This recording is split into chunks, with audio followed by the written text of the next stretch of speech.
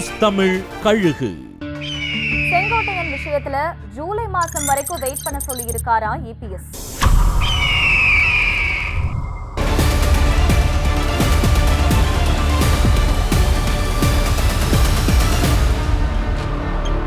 அதிமுகவுல Sasikala, TTV, OPS பிரச்சனைகள் ஒரு பக்கம் இருக்கிற நிலையில முன்னாள் அமைச்சர் செங்கோட்டையன் மூலமா புது கொடைச்சல் ஒண்ணு ஆரம்பிச்சிருக்கு.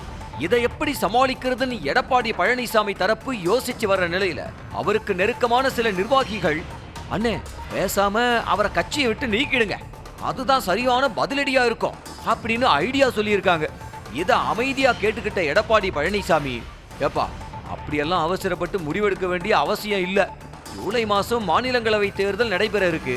செங்கோட்டையன் மட்டும் இல்லாம அவரது ஆதரவாளரான பவானி தொகுதியோட சட்டமன்ற உறுப்பினர் பன்னாரின்னு 2 உறுப்பினர்கள் வாக்கு இருக்கு. அவசரப்பட்டு இப்ப ஏதாவது முடிவெடுத்து பிரச்சனையை பெருசாக்கிக்க வேணாம் அப்படின்னு முடிவெடுத்திருக்கிறாராம் எடப்பாடி பழனிசாமி. யார் வேணாலும் என்ன கூட்டணி கணக்கு வேணாலும் போடுங்க, வழக்கம் போல என் வழி தனி வழின்னு தம்பிங்களுக்கு மெசேஜ் சொல்லி இருக்காராம் சீமான்.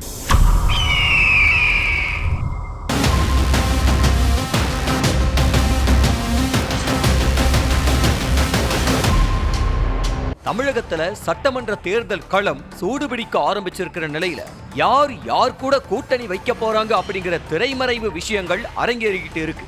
இந்த ரேஸ்ல சீமான தங்களோட பக்கம் இழுக்க முக்கிய கட்சிகள் முயற்சி செய்யறாங்கன்னு சொல்லப்பட்டு வந்தாலும் தனிச்சு தான் நிக்க போறதா தான் தம்பிகள் கிட்ட உறுதிப்பட தெரிவிச்சிருக்காராம் சீமான். எப்போதும் போல 117 பெண் வேட்பாளர்கள், 117 ஆண் வேட்பாளர்கள் என பட்டியலை தயார் செய்யும்படி தம்பிகளுக்கு உத்தரவிட்டிருக்காராம். சுமாரா 100 தொகுதிகளுக்கு ஆள் தேர்வும் முடிஞ்சிருக்கான். விஜய், அதிமுகன்னு ஆப்ஷன்கள் சீமான் முன்னாடி இருந்தாலும் தனிச்சு போட்டியிடுறது தான் சரின்னு முடிவெடுத்திருக்காராம் சீமான். சொந்த கட்சி கவுன்சிலர் மேலேயே நடவடிக்கை எடுக்கிறோம்னு பிரச்சார உத்திய கையில எடுக்கிறாங்களா அறிவாலய தரப்பு.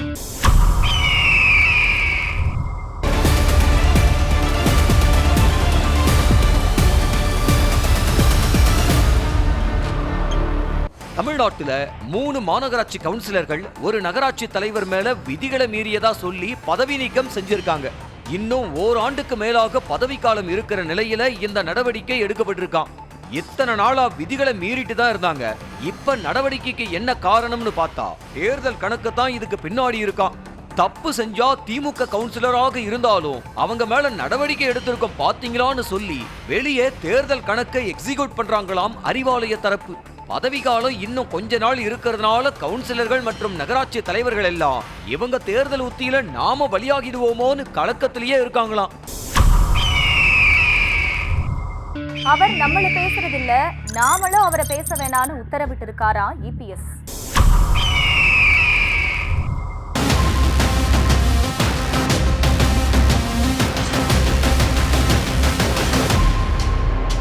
அதிமுக விஜய் கட்சியோடு கூட்டணி வைக்கிறாங்களா அல்லது பாஜகவோட கூட்டணியா அப்படிங்கிற எதிர்பார்ப்பு இருந்து வந்த நிலையில அதிமுக பாஜக கூட்டணி உறுதியாகிவிட்டதா 2 தரப்பிலையுமே சமிக்கைகள் தெரிய ஆரம்பிச்சிருக்கு.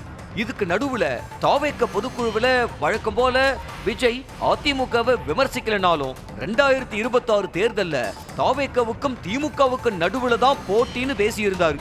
இது பிரதான எதிர்கட்சியான அதிமுக நிர்வாகிகளுக்கு சங்கடத்தை கொடுத்திருக்கு.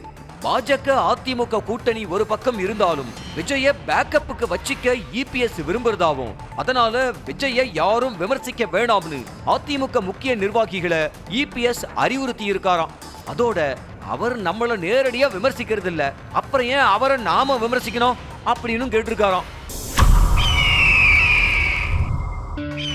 அதிமுகவுக்கு கிரீன் சிக்னல், ஆனா EPSக்கு ரெட் சிக்னல்னு டெல்லிக்கு விளக்கி இருக்காரா அண்ணாமலை.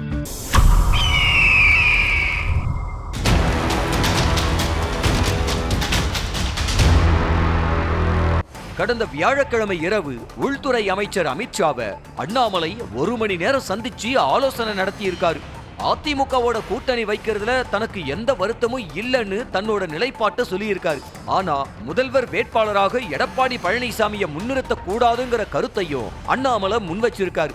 EPS முதல்வர் வேட்பாளரா நிறுத்த முடிவெடுத்தா மாநில தலைவர் பதவியிலிருந்து விலகிக்கிறதா அமித்ஷா கிட்ட அண்ணாமலை திட்டவட்டமா கூறியிருக்காராம். அதோட வெளிப்பாடுதான் செய்தியாளர் சந்திப்புல விரக்தியோட பேசினதும்னு சொல்றாங்க. அதே சமயம் மு.க. ஸ்டாலின் விஜய் மாதிரியான மக்கள் அபிமானம் இபிஎஸ்க்கு இல்ல. தேசிய ஜனநாயக கூட்டணியில முதல்வர் வேட்பாளரா எடப்பாடியை முன்னிறுத்தினால் என்னென்ன பாதகமான விளைவு ஏற்படும் அப்படிங்கறத டேட்டாவோட கொடுத்திருக்காராம் அண்ணாமலை. மக்கள் அபிமானம் உள்ள ஒருத்தரைத்தான் என்டிஏ நிறுத்தணும்னு சொல்லியிருக்காராம். அண்ணாமலை சொன்னதுக்கு ஆமா இல்லன்னு 2 பதிலையுமே சொல்லாம சைலண்டா இருந்திருக்காங்க பாஜக தலைமை.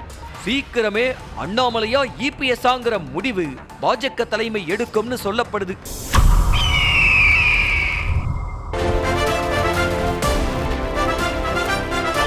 நியூஸ் தமிழ் கழுகு.